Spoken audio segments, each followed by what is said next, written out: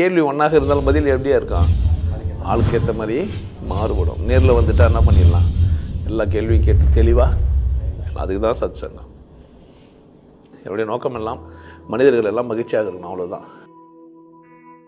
நான் சுதந்திரமாக செயல்படும் போது ரொம்ப இன்பமாக, என்னுடைய வேலையில் நான் ரொம்ப சந்தோஷமாக செய்கிறேன்.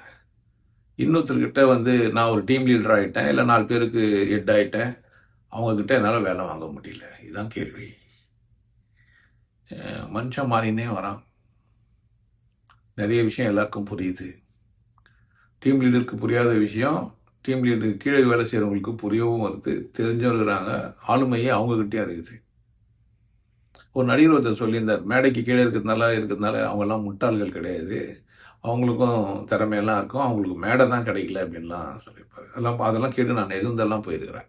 ஏன்னா மேடை கிடைக்காத நிறைய பேர் இருப்பாங்க இந்த உலகத்தில், ஆனால் திறமை நிறைய இருக்கும். நம்ம பார்க்குற மனிதர்களை விட திறமையானவர்கள் இந்த உலகத்தில் இருக்க தான் செய்கிறாங்க. ஆனால் அவர்களுக்கு சரியான மேடை பிளாட்ஃபார்ம் கிடைக்கல அப்படின்ற மாதிரி. ஸோ நீங்கள் முதல்ல அதை புரிஞ்சுக்கணும். எல்லா மனுஷனுக்கும் அறிவு இருக்குது, எல்லா அறிவு இருக்கிறதுனால தான் முட்டாளாக இருக்கிறான்.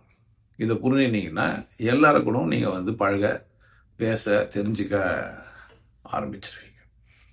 அப்போ பேசும்போது நீங்கள் அதிகாரத்தோடனே முதல்ல விட்டுடணும். என்ன எதிர்பார்க்குறீங்களோ அதை தெளிவாக சொல்ல கற்றுக்கணும். முதல்ல நீங்கள் ஒரு டீம் லீடராக ஆக போகிறீங்க அப்படின்னா, நீங்கள் என்ன நினைக்கிறீங்களோ, உங்களுக்கு என்ன அந்த கம்பெனி ரெக்ரூட்மெண்ட் கொடுத்துருக்குதோ, என்ன வேலை வாங்கணுமோ அது மேலே மட்டும்தான் நீங்கள் ஃபோக்கஸ்டாக இருக்கணுமே தவிர, அவங்க ஒன்றும் ஸ்லேவ் இல்லை. அந்த எண்ணம் உங்களுக்கு வந்துச்சுன்னு சொன்னால் ஈஸியாகிடும். நிறைய இங்கிலீஷ் பசங்களை மிலிட்ரிலாம் பார்த்தீங்கன்னா சில இடத்துல சஜஷன் சொல்லும்போது கமாண்டர் சொல்லுவார், நீ சொல்கிறதெல்லாம் சரியாக இருக்கலாம், நான் என்ன சொல்கிறேன் அதை செய்யிட்டு. ரூலே அப்படி தான், ஒபே த ஆர்டர். அவர் அந்த போஸ்டிங்கில் வந்துட்டார்னா அவர் சொன்னால் அவர் செய்யணும், அப்படி தானே. நீங்கள் ஒரு போஸ்டிங்கில் வந்துட்டால் நீங்கள் சொன்னால் செய்யணுன்ற எண்ணத்தை மாற்றிட்டு, நாம் இது டார்கெட்டு, இது நம்மலாம் செய்ய போகிறோம், நம்ம ஒரு குரூப் ஒர்க் செய்கிறோம், நம்மலாம் சேர்ந்து தான் இந்த வண்டி எடுக்க போகிறோம், நம்மலாம் செஞ்சு தான் இந்த ப்ராப்ளத்தை சால்வ் பண்ண போகிறோம், நீங்கள் எந்த ஆங்கிள்லேருந்து ப்ராப்ளத்தை சால்வ் பண்ண முடியுமோ பாருங்கள், நான் உங்களுக்கு எந்த ஏரியா கொடுக்குறேன், நீங்கள் இந்த ஏரியாவை செஞ்சு கொடுங்கன்னு கேட்குற அளவுக்கு நீங்கள் பக்குவமாக பேச கற்றுக்கணும். அதுதான் அழகு. ஒரு தலைவனுக்கு அழகு என்ன அப்படின்னு கேட்டால் பணிந்து போகிறது தான். எப்போ நீங்கள் கதிர் முத்திச்சோ அப்போயே அது வளைய ஆரம்பிச்சிடும். எப்போ உங்களுக்கு புரியுதோ அப்போ ரொம்ப எளிமையாக பேச ஆரம்பிச்சிடுவீங்க. அந்த மாதிரி நீங்கள் ஆளுமையை வளர்த்துக்கணுன்ற எண்ணம் வந்துச்சுனாவே திமிர் தான் வந்துடும். அப்படி இல்லை, எல்லாரும் கூட பரஸ்பரம் ஒத்து போகணும், இலகுவாக இருக்கணும், ஈஸியாக பேசுறதுக்கு வாய்ப்பு கொடுக்கணும், ரிஜிடாக இருக்கக்கூடாதுன்னு நினச்சிட்டிங்கன்னா சூப்பராக இருப்பீங்க. எனக்கு தெரிஞ்சு நான் ஒரு ஃபேக்ட்ரியில் வேலை பார்த்தேன். அதில் ஒரு யூனியன் லீடர் அவ்வளோ ஒரு மரியாதை அழகாக பேசுவார் எல்லாருக்கிட்டையும்.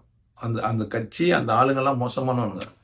அந்த டீம் லீடர் அந்த யூனியன் லீடர் பார்த்தீங்கன்னா எல்லாரையும் மரியாதையாக பேசுவாங்க, தம்பி என்ன பண்ணுறீங்க, நல்லா இருக்கீங்களா, அந்த மாதிரி. பேசுறது முதல்ல நல்லா பேசணும், கண்ணும் பார்த்து பேசணும், உங்கள் தேவையான வேலை மட்டும்தான் நீங்கள் குறியாக இருக்கணும். அப்படின்னு தான் எல்லாருக்கிட்ட இருந்துமே நீங்கள் எல்லா வேலையுமே வாங்கலாம், யார் வேணாலும் உங்களுக்கு வேலை செய்வாங்க. அதனால் நீங்கள் ஆளுமையை வளர்த்தணுன்ற எண்ணத்தை, இல்லை அவங்கள எப்படி அதிகாரம் பண்ணலான்ற எண்ணத்தை மாறிட்டு, அவங்களுக்கும் உங்களுக்கும் என்ன வேலை, அவங்க ஒரு 8 மணி நேரம் தான் உங்கள் கூட இருக்க போகிறாங்க, நீங்கள் அதெல்லாம் சொல்லியே செய்யலாம். நீங்கள் ஒன்றும் எனக்கு அடிமை இல்லை, சிலையவும் கிடையாது. இங்கே வேலைக்கு வந்துட்டீங்க, நான் சொல்கிறத செய்யணும், எனக்கு இது மாதிரி டார்கெட் கொடுத்துருக்குது, அதை நான் ஃபுல்ஃபில் பண்ணி தரணும், எனக்கு உதவி செய்யுங்கன்னு கேட்டால் எல்லாருமே செய்வாங்க. நான் சொல்கிறேன் நீ செய்யணும் போது கொஞ்சம் கஷ்டம். அந்த மறந்துட்டு கொஞ்சம் பணிவாக பேசி பாருங்கள், வெற்றி பெறலாம்.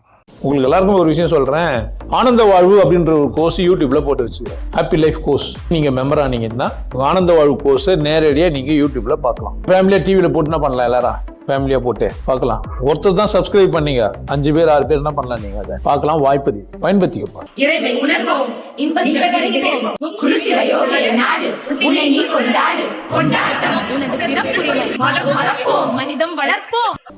நல்லா இருங்க, சிறப்பாக இருங்க, கொண்டாட்டமாக இருங்க.